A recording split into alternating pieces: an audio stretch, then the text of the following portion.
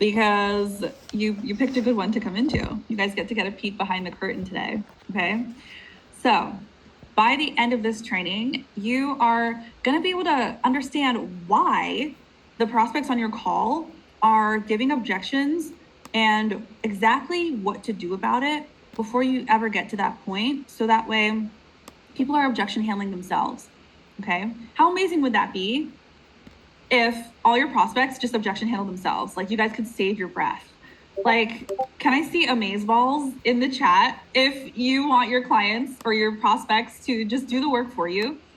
Can I see amazeballs? Thank you, Mark. Amazeballs. Amazeballs. Yeah. So the name of this training is Build Better Buyers, okay? And party people, I'm not running this one alone today.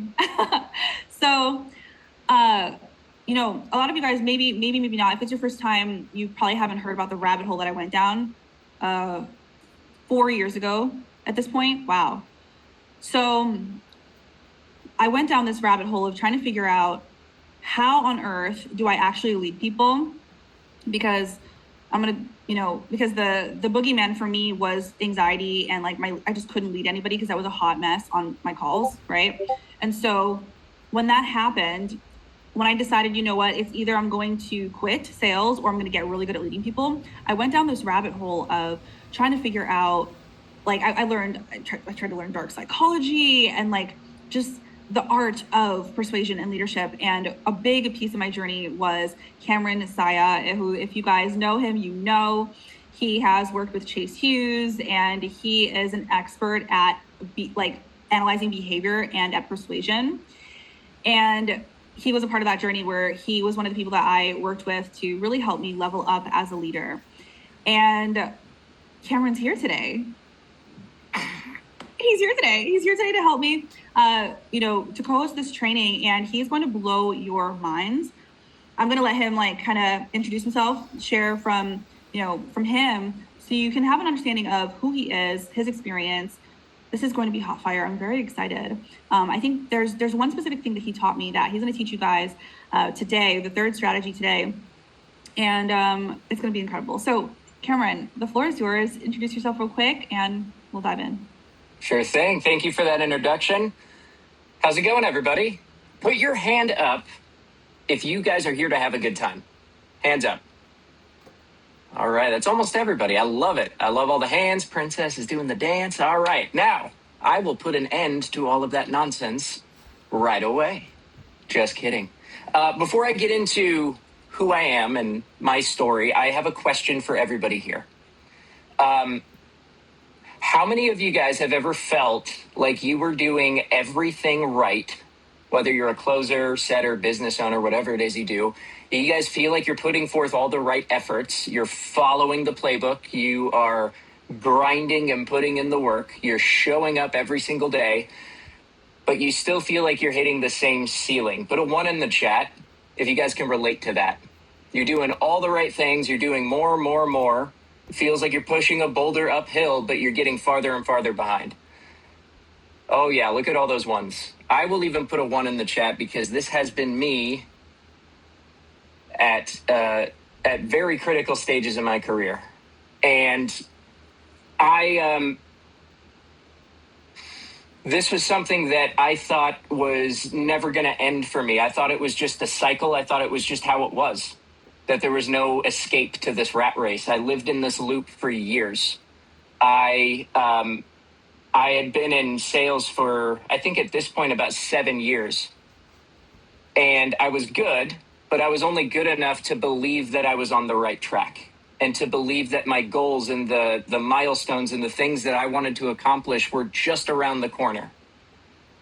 But then I would always keep hitting this wall, the same wall, over and over and over again. And so what I did was what most people probably do is I thought the solution was more training and more techniques and more tactics. How many of you guys have been there? I'm hitting the same wall, so I need more techniques and I need more closing tricks and I need more tactics. Hands up if you guys have been there.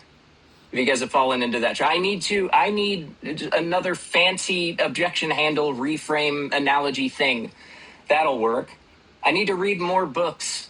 I need to practice more scripts. I need to learn all the closes, all the objection handling, all the follow-up stuff, all of it. I did all of that stuff too. And for a while I made a little bit of progress.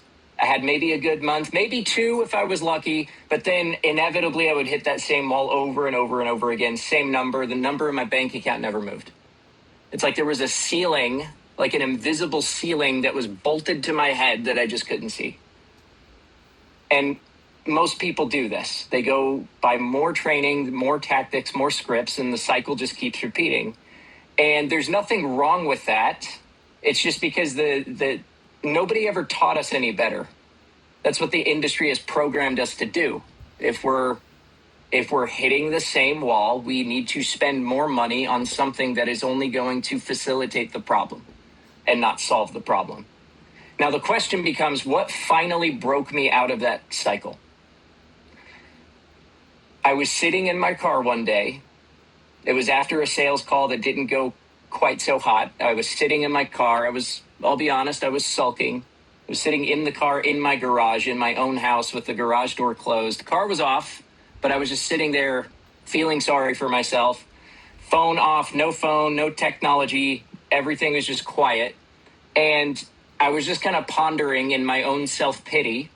And this question hit me, and I couldn't stop thinking about it. It kept me up from that point on. And the question was, I started looking around at all the top closers that I had ever worked with, all the top producers in every company that I'd been a part of. And I noticed something that genuinely bothered me. And maybe you guys have seen this too.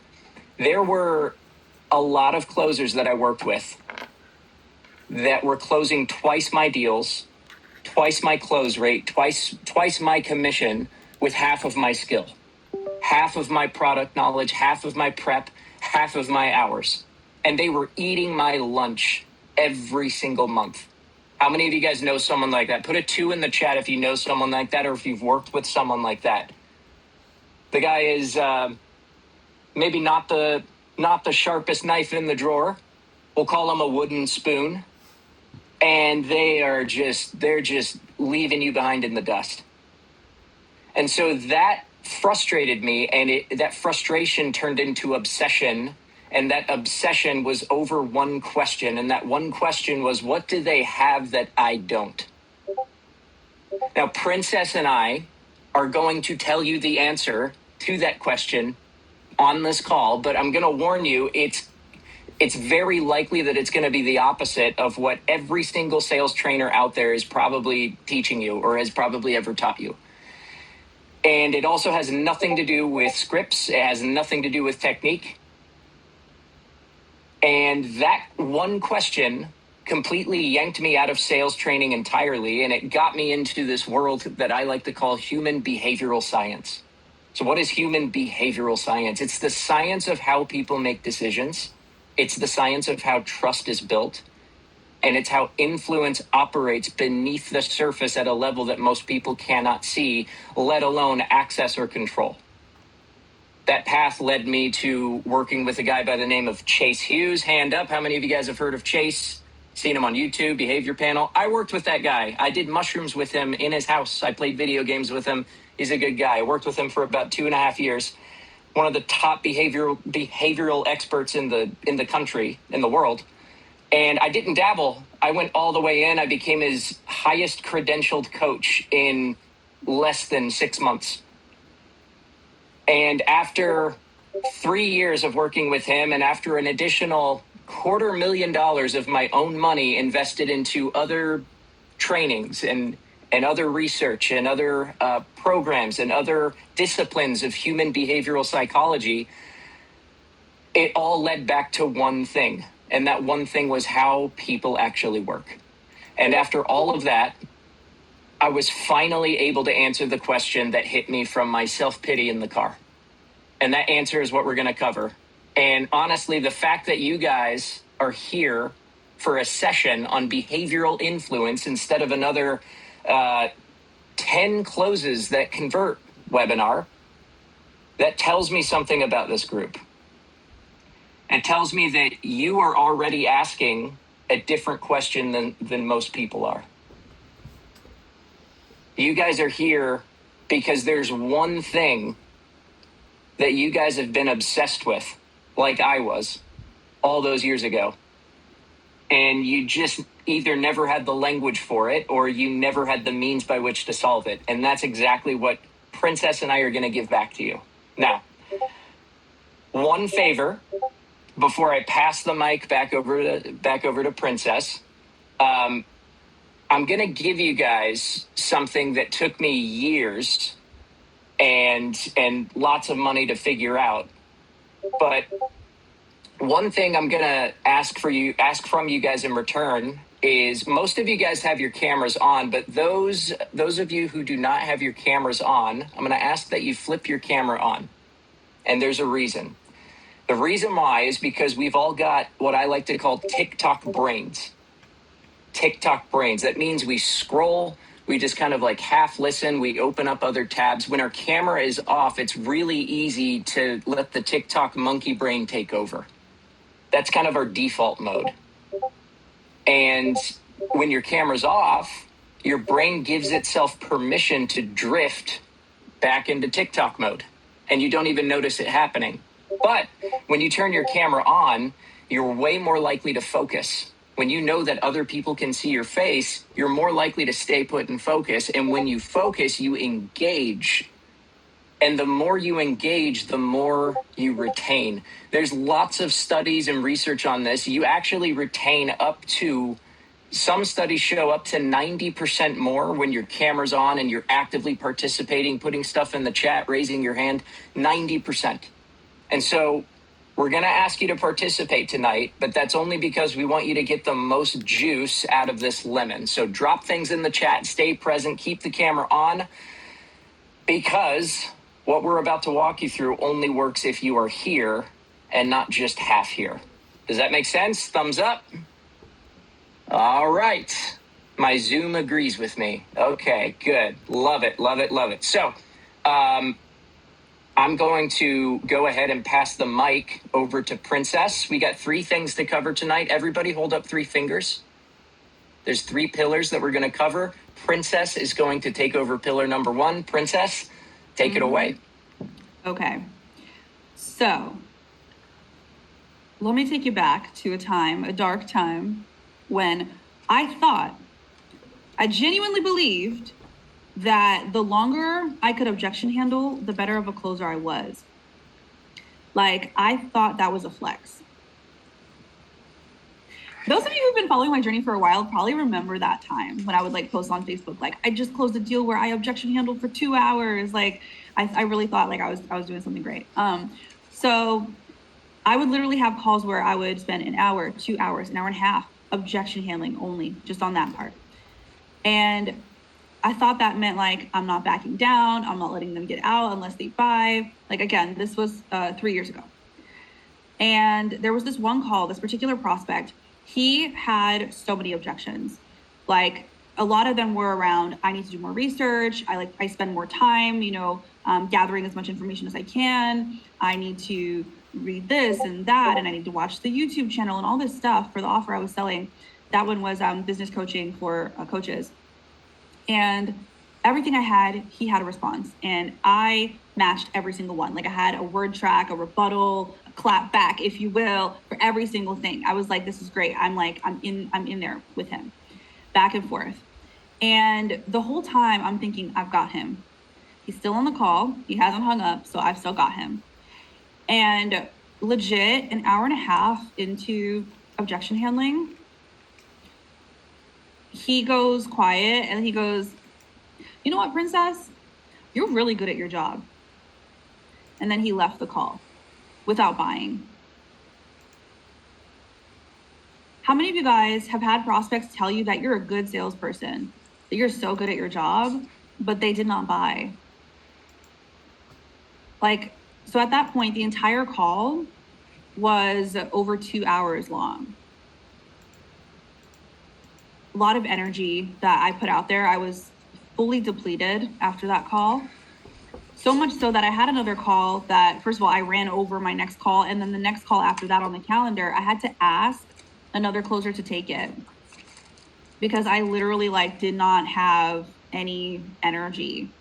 Like, so the next closer took that call, and then I sat there, so I had a little bit of time to just kind of like digest what just happened. I was thinking back, like, why didn't I close this deal? Like, I did so well objection handling. And I realized, okay, I stopped thinking about the objections and all the word tracks. Oh, because at first I was like, what could I have said differently? But then I started thinking about him. And I realized with everything that he was saying, all the back and forth, he was not fighting my offer, like the value of the offer. He was not fighting like the pitch, or he wasn't going in the weeds. He wasn't asking buyer questions. Like, it wasn't a conversation about the offer. He was fighting so hard in all of that time objection handling to hold on to who he believed he was. This guy was fighting for his identity in all of that back and forth, because he decided that he's the kind of person who does hours and hours of research before committing. That was his identity. And so all that time that I spent battling him, I was trying to fight that identity instead of building a new one. And so the realization there was not, oh, I lost the sale. I failed him. So the shift here, guys, when you think about your discovery, start to think like, where am I failing these prospects? Guys, when you think about the situation, like this prospect, put in the chat, when you think about your offer, what do you think is the most common internal story that your prospects have? Maybe it is that they need to do a lot of research before they buy, in the case of analytical prospects. Maybe it's something else. Maybe it's that their story is that nothing works. Maybe their story is, yeah, okay, I'm not smart enough. I'm scared of change. What ifs? Yeah. Everyone's got a story. Too comfortable where I'm at. This is so common for people who work a decent 9 to 5, where it's like they could pay the bills. You need inside info. Not good enough. Yeah, it's interesting. I saw not good enough twice. That's a common one. People genuinely feel like they're not good enough. Bananas. So that takes me to like, there's a specific call where same offer I was selling. Well, no, actually, because I sold 2 similar offers. This one was selling to therapists. So there's an offer where I sold, oh my gosh, I need to hydrate. I sold business coaching. It was for aspiring coaches and for therapists, right? And this particular prospect was a therapist, and she wanted to scale her business to 6 figures. She gets on a call, and immediately I'm like, I love her. She's warm. She's very friendly. She's genuine. She actually cares about the people that she works with, right? In a way that like when she talks about it, like you can feel it through the screen, right? And so this prospect, she's talking to me about her clients, the transformation that she has for them. So people come to her typically when they're at rock bottom in their life, right? She's a therapist. So these are people who can't get out of bed. They've destroyed their relationships. Their careers are falling apart. And her whole work is that she brings them back to themselves. She helps them thrive. And as she's describing these transformations, I'm sitting there thinking, wow, this woman is incredible at what she does. And then in almost the same breath, this woman, her name is Caroline, by the way, she's awesome. In the same breath, she says, I could never charge $250 a session. Like right now, I only charge $40 a session. And when she said that, something in me went quiet, because I almost missed that. Like I almost just skated right past it. Like my pattern typically on calls, like that was a very common thing I heard all the time. The most common fear that held people back was that they felt like I can't charge like $250 a session for my coaching or my therapy. And so my brain jumped to the pattern where it usually always jumped to, which is, okay, when I pitch her, she'll see how doable it is to scale to 6 figures. Like she'll see, because the numbers are going to convince her. The case studies that I'm going to share from our clients who were in her shoes, like that's going to convince her. Once she sees the roadmap that I'm going to build out for her in this pitch, she'll get it. Like that's where my brain always went. But on that call, something stopped me, and I remembered she had already seen the testimonials on the website before this call. She already watched the pre-call video where she saw proof that other coaches and therapists were hitting 6 figures. She already knew that it was possible. And yet, she still got onto this call with me, still believing that she couldn't do it. So that's when it hit me. This is not a capability problem. This is not a strategy problem, like, oh, she just needs what we sell. No. This woman had spent her entire career, over a decade at this point, rebuilding other people's sense of self-worth. And she had none left for herself.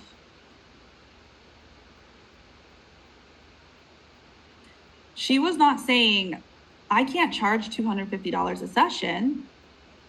She was saying, I don't deserve $250 a session, because she knows she can. There's a wall of testimonials of clients who do that, right? So here's what I want you guys to understand. There is no pitch in the world that fixes these limiting beliefs or deep internal beliefs that your prospects have when they get on your sales call.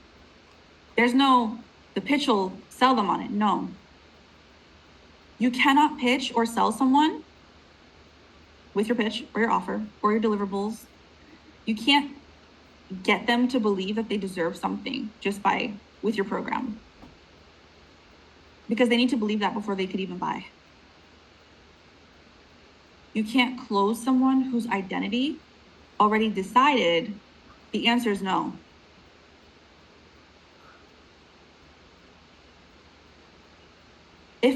So on that call with her, if I had pushed past that moment, if I did what I almost did, what I was doing on all my previous calls, and just moved toward the pitch, I would have been asking her to invest $8,000 into a future that she did not even believe she deserved to have. Do we understand? Are we picking up what I am putting down? Can I get a nod? Amen? Anything? Yes? Thank you. Yeah. So if I did not shift that belief, that internal belief, she would not have bought. And it's not because the offer wasn't right for her. The offer was great for her. It was exactly what she needed to scale her business. But she was not ready. Her identity was not ready for it. So ladies and gentlemen, there are 3 language patterns, okay? So for those of you guys who are new here, we deep dive on this stuff in the inner circle to really detect like where these people are revealing where they are. So let's look at, do you guys want to see the language patterns? There's 3 language patterns that we need to look at here, okay? The one she gave me is the second one, loser language, but there's 3. So uncertain language, so write that down. 3 language patterns. One is uncertain language. If I can hit 15K months, this is so common with BizOp or business coaching as well. Like even when you're future pacing them, they're like, oh my gosh, if I could do this, it'd be so great. And you're thinking, yes, I'm flexing this future pace, but like they're saying if, and you didn't catch that. And then you're surprised when they give you a bunch of objections at the end. So not believing the goal is possible is the most common one that I hear for BizOp and business coaching. They just don't believe it's possible. Same thing happens with health coaching. Loser language is, I'll try. Yeah, I'll try the strategy. We'll see what happens. Because either they've already failed in the past or they haven't even tried yet, but they have failed in their mind before you even talk about the program and all the things that you're going to give them. And it's so important that we stop this language in its tracks. We must. Non-buyer language. Well, I might be interested. I might be interested in this. No. Do you want to achieve this goal? Do you want my help to achieve this goal? Or do you want our help to achieve this goal?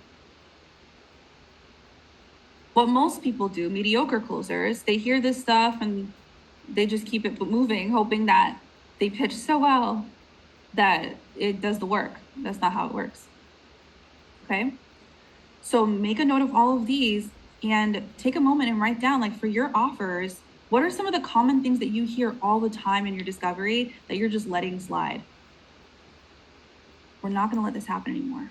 Can we all promise me, promise Cameron, promise each other that we're not going to let these patterns slide anymore? Yeah? Good. Very good. Cameron, I'm so curious, like, what are your thoughts on that as someone who understands, like, the human brain and how humans are, like, on that deeper level? Like, what are your thoughts?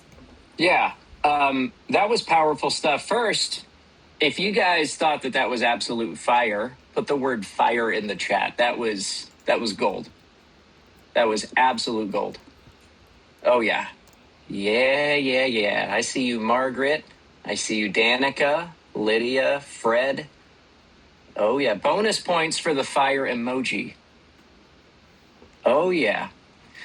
What I want to do is put a behavioral science lens on what Princess just walked you through, just to really cement this in. You guys are mostly salespeople. This is a high-level group. This is mostly salespeople. Put your hand up if you guys like analogies like all the other salespeople. I like them. You guys like analogies? I'm going to give you an analogy. So let's say you guys are familiar with a stethoscope, right? You guys know what a stethoscope is? My Zoom does. Let's say you take a stethoscope and you put the earpieces in and you put the thing to your chest. What are you going to hear? Put it in the chat. What do you hear when you listen to your own body with a stethoscope? What do you hear?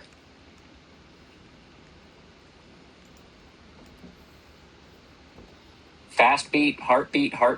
Yeah, that's it. That's exactly right. Bit. I like Diana's answer. She said bit. That's it.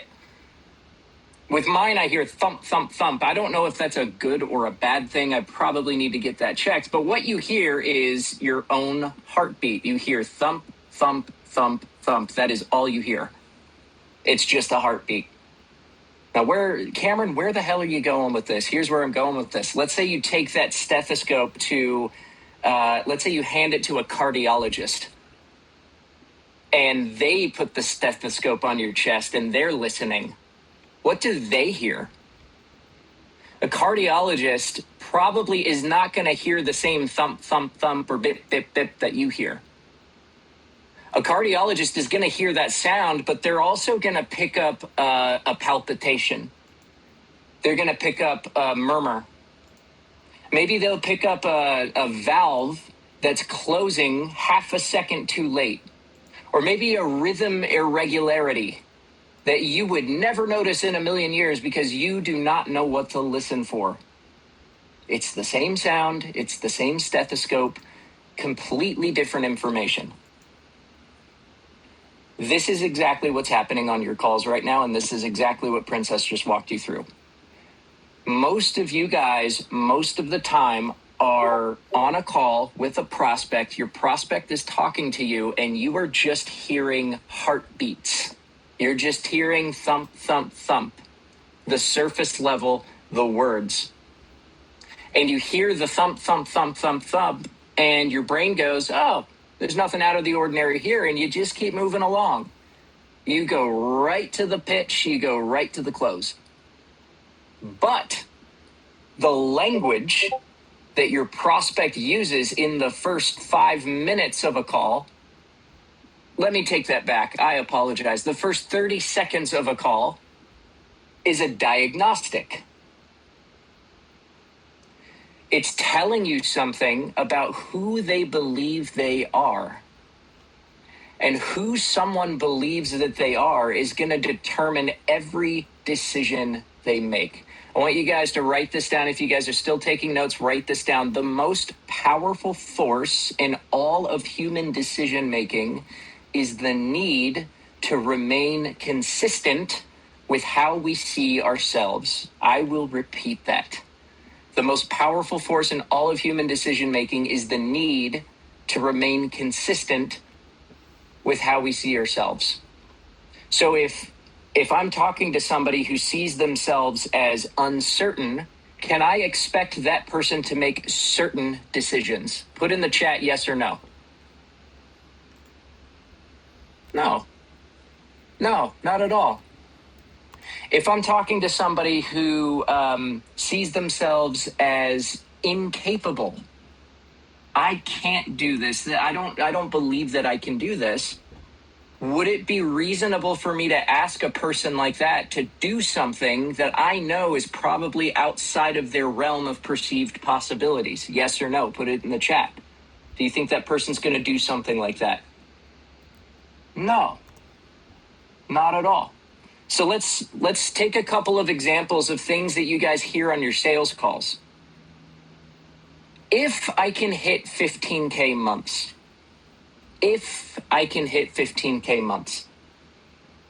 most people will hear that and their ears go, well, that's a goal. 15K a month, that's a goal. I got their goal. But if a cardiologist hears that same phrase, that same sentence, they're going to hear a palpitation. Where's the palpitation? The word if just told you that this person does not believe the goal is available to them. So that's not really a goal statement, it's an identity statement. Let's take another one. How many times do we hear people say, I'll try? That's a pretty common one. I'll try. Maybe we're even guilty of saying that one ourselves. I'll try. Most of us, when we hear the words I'll try from another person, our brain goes, I'll try. Try equals effort. That's a good thing. Effort is good. But that's not effort. That's another heart palpitation. Because that person has already failed at whatever it is they say they're going to try in their own mind. The call isn't over, but they've already written the ending for themselves. Or what about this one? I'd possibly be interested. There's that Jeremy Minor. I got to squint my eyes and tilt my head like Jeremy. I'd possibly be interested. Now, most closers hear this and they hear a soft yes.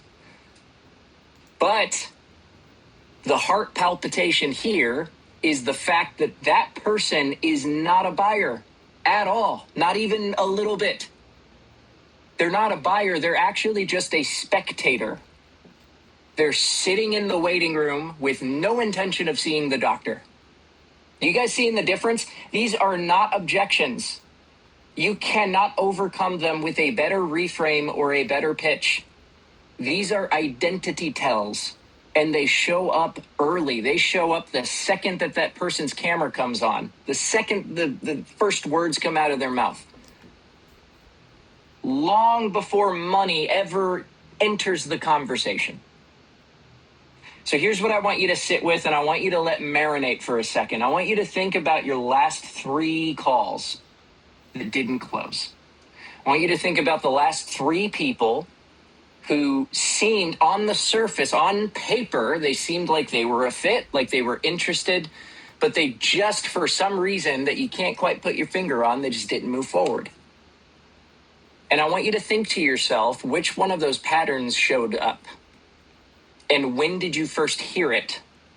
Because I promise you, if I were to sit down with any one of you and take a look at any one of your calls, I guarantee, I'd bet the deed to my house that it showed up in the first 60 to 90 seconds. And that, the second that it showed up and you heard it and you kept going, that is the exact moment that the deal was lost. And you just didn't know it yet. And what absolutely, and what Princess is giving you, and what she's about to give you more of when I pass the mic and stop hogging the spotlight over here, is the stethoscope upgrade. You guys walked in here. Some of you guys are inner circle. Raise your hand if you're not in the inner circle. Put your hand up. Let me see who I'm talking to. There's a few of you. You guys walked in here trained to hear heartbeats, and you were going to walk out of this session hearing palpitations. Now, put a 1 in the chat if this is resonating. If you guys are getting value, put a number 1 in the chat. All right. I love it, love it, love it. I want some more of it. Let's go. All right. Back to Princess with sports, AKA pillar number 2. That's funny. When I was younger, I used to want to be a news anchor. So that's, anyway. You'd kill it. I would watch that channel every single day. Okay. So, yeah, what he said. Also, so let's go back to Caroline, that call with Caroline, right? So wait, first, let's like zoom out for a second. Strategy number 1 that we talked about is read the room. Okay, so in your notes, write that as number 1 is read the room. So what he's talking about, hearing a heartbeat versus hearing a palpitation, read the room. This is what the best sales reps are doing, to be able to hear these nuances, okay? So let's go back to that call with Caroline. I recognized her language. I know what's actually going on underneath the surface now. I'm like, okay, so she does not even feel like she deserves to charge $250 a session. Meanwhile, she's over here transforming their whole life. So now I have a decision to make. Do I acknowledge it and risk making her uncomfortable? Or do I play it safe and pitch? Just pitch, just move on and pitch anyway, even though I know she's not really in the best place. Here's what I've learned. Playing it safe on a sales call is quite literally the most dangerous thing you can do, because playing it safe does not serve them. Playing it safe just protects you from an awkward moment. She didn't get on this call for me to protect myself.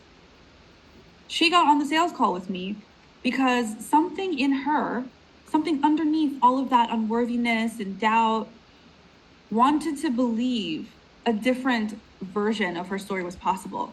There's a version of her that really believes she can achieve more with her life and her business. My job was to find that part within her and give that part a seat at this table. So I stopped. I didn't pitch. I did not move forward because I'm like, okay, let me attempt to handle this. And it was a clunky AF. My students in the inner circle, you could watch the recording of that full call in that school group. So I went back to everything that she told me about her clients. And I said, Caroline, can I ask you something? The clients that you just described, the ones that came to you at rock bottom, when they first sat down with you, did they believe that they could get better in your first few sessions? And she thought about it for a second. She said, no, most of them didn't. And I said, but they did get better, right? Because of the work that you did with them. She's like, yeah. I said, so let me get this straight, Caroline. You spent your entire career asking people to take a chance on themselves, even when they couldn't see it yet. Even when every part of them was saying that it will not work. You asked them to trust the process anyway. And it worked. They're thriving. And she was quiet. And I just sat back in my chair and And I let her sit in that.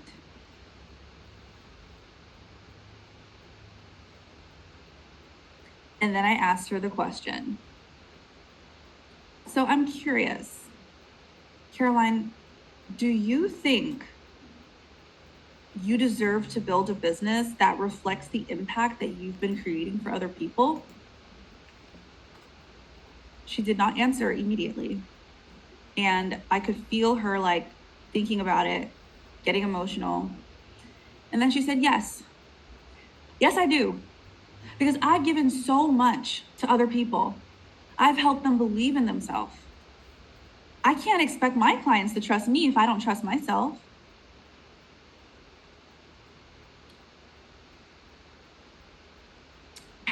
She said that.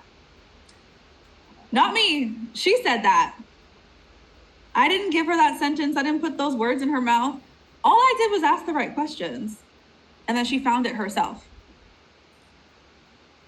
That is the shift. This is how you do it. Okay? So this is what the second strategy is all about. So in your notebook, write down, make the shift. Strategy number 1 is read the room. Strategy number 2 is make the shift. You've actually got to like walk them through this process, okay? Because you can't give someone a new identity. All you can do is ask questions to make their old one feel way too small to sit in this room. Some of you guys have experienced this on calls with me as well, right? So now when I went into my pitch for the program, after, she came over on the other side, she was not the same person who got on the call 20 minutes earlier. She was now a woman who felt like, of course I can make 6 figures helping people. Of course. It all comes down to the questions that you have the courage to ask, guys. So is it going to be uncomfortable? Of course. That's why we make the big bucks. That's why closers make a lot of money when you actually do it properly, okay? So I'm so curious. Cameron, what are your thoughts on that from your perspective? Yeah, that was really good stuff. Thank you. I want to put a science lens on this one, because there is a reason that this works, and I want everyone here to understand this at a deep level. So in my experience, there's 2 types of closers. Everybody hold up the peace sign. 2 types of closers. And we got balloons. Let's go. All right. 2 types of closers. Most closers are the first kind. And the first kind of closers are what I like to call thermometers. Now, put in the chat, what does a thermometer do? What's a thermometer's main job? What does it do?